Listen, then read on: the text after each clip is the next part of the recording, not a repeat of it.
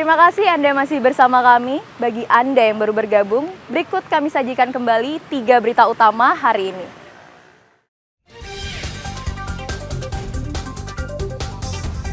Seorang bocah usia 13 tahun tewas tenggelam saat sedang mencari ikan di Bendungan Titap, Kabupaten Buleleng.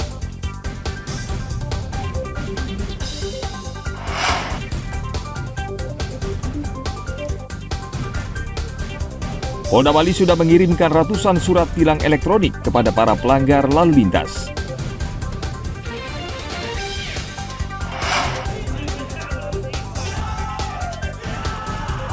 Ratusan atlet e-sport dari 105 negara ambil bagian pada ajang eWorld eSports Championship ke-14 di Nusa Dua, Badung.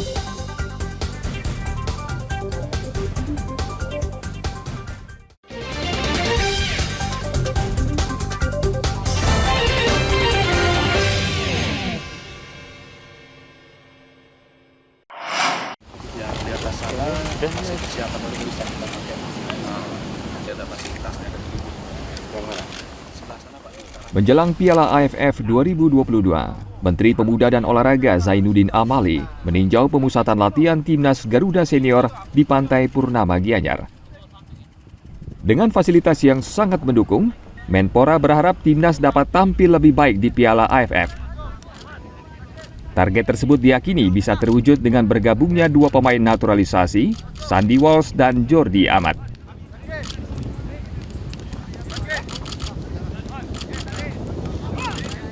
Saya lihat Coach Sintayong inilah bagus mempersiapkan anak-anak ini, ya. Dan di sini kan tenang ya latihannya itu. Saya lihat anak-anak lagi mereka latihan, maka saya tidak ganggu biar mereka ini aja. Saya lihat dari jauh aja. Saya tujuannya mau lihat ini sebenarnya. Itu. Fasilitas latihannya bagus, fasilitas lapangannya bagus, dan mereka terkonsentrasi di sini harusnya baik. Pak Menpora, mungkin harapan dari Jordi Amat sama Sandy Walsh, Pak Menpora, ya, di AFF nanti, Pak? Ya, harapannya harus main bagus dia. Juara, Pak Menpora? Insya Allah. Untuk menghadapi Piala AFF 2022, Timnas Garuda Senior menjalani pemusatan latihan di Bali sejak 28 November lalu. Pelatih Sintayong memanggil 28 orang termasuk dua pemain naturalisasi, Sandy Walsh dan Jordi Amat. Arianto Hutapea melaporkan dari Kabupaten Gianyar.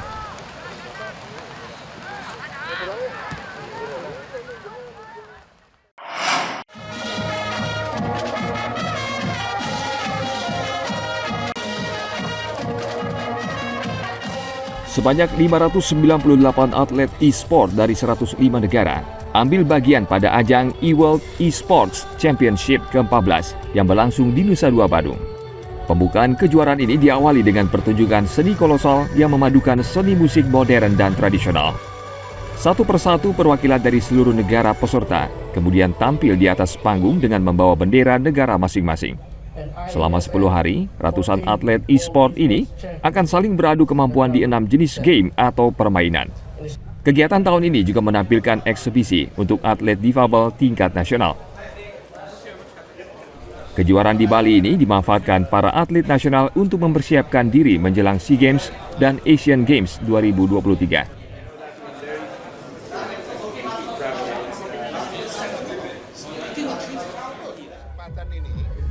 Kita jadikan sebagai ajang untuk lebih melatih lagi anak-anak kita supaya pada saat di dua event, di multi event baik itu ASEAN maupun Asia, kita bisa bagus. Dan di dalam hitung-hitungan kami ya, e-sport ini kita sangat harapkan karena di dalam evaluasi kita SEA Games di Kamboja ini memang kita agak berat karena dari hitung-hitungan kami kira-kira kita kehilangan sekitar 37 medali emas karena banyak yang tidak dipertandingkan, ada pun yang dipertandingkan tetapi versinya versi lain seperti catur internasional itu tidak dipertandingkan, yang ada caturnya mereka di sana, sehingga ini harus kita kontribusi dari cabang-cabang yang lain termasuk e-sport ini yang kita targetkan bisa menutup cabur-cabur yang kita juara umum pada SEA Games Vietnam.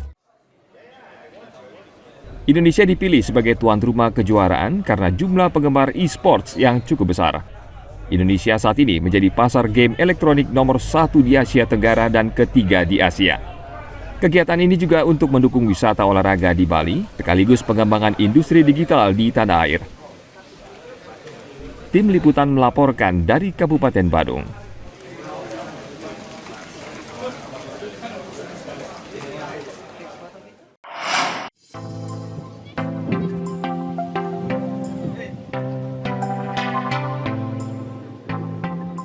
Kota Denpasar memiliki beberapa objek wisata pantai yang sering dikunjungi wisatawan. Salah satunya Taman Inspirasi Muntik Siokan di Pantai Mertesari Sanur. Tempat wisata ini menyuguhkan pemandangan pantai, hamparan pasir putih, serta rimbunnya pohon cemara. Hembusan angin pantai dan pemandangan hutan bakau semakin membuat betah pengunjung yang datang ke tempat ini.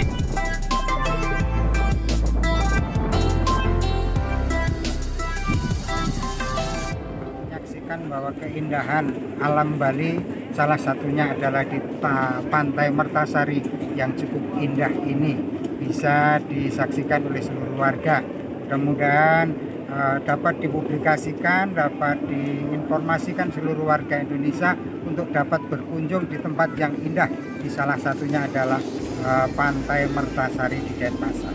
Semuanya pohon cemaranya menarik. Pohon-pohon yang lain termasuk mangrove-nya di sini sudah cukup banyak. Pantainya yang cukup bagus, ombaknya begitu indah, kapal-kapal yang bisa mengantarkan para wisatawan ke tempat-tempat yang diinginkan yang ada di pulau-pulau sebelah sana.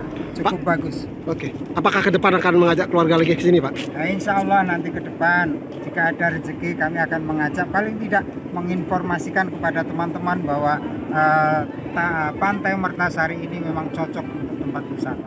Di sini bersih, kemudian semuanya sudah tertata, tereksplorasi dengan bagus oleh pemerintah setempat.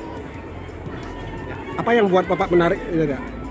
Kalau saya menariknya pemandangan di laut sana sama ini Pak, layang-layang di sini. Kalau pohon-pohonan ini Pak? Pohon-pohonan sini juga oke lah, menciptakan suasana teduh Pak. Apalagi kalau siang hari mungkin ya Pak ya. Kebetulan kita kan di sini lagi sore hari nih. Ya. Pak, mungkin apakah ke depan akan mengajak keluarga lagi ke sini Pak? Insya Allah akan saya ajak ke sini.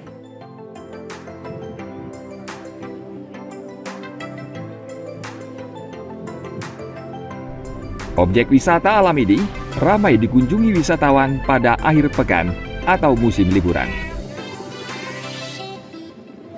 Pengunjung saat ini masih didominasi wisatawan domestik dari Bali dan provinsi lain. Untuk berwisata di tempat ini, pengunjung dewasa membayar tiket masuk Rp10.000 dan Rp5.000 untuk anak-anak.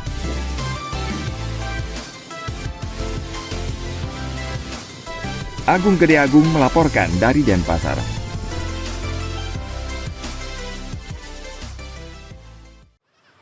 Informasi tadi mengakhiri berita Bali hari ini. Mewakili rekan-rekan yang bertugas hari ini, saya Bavani Nafaratri mengucapkan terima kasih atas kebersamaan Anda.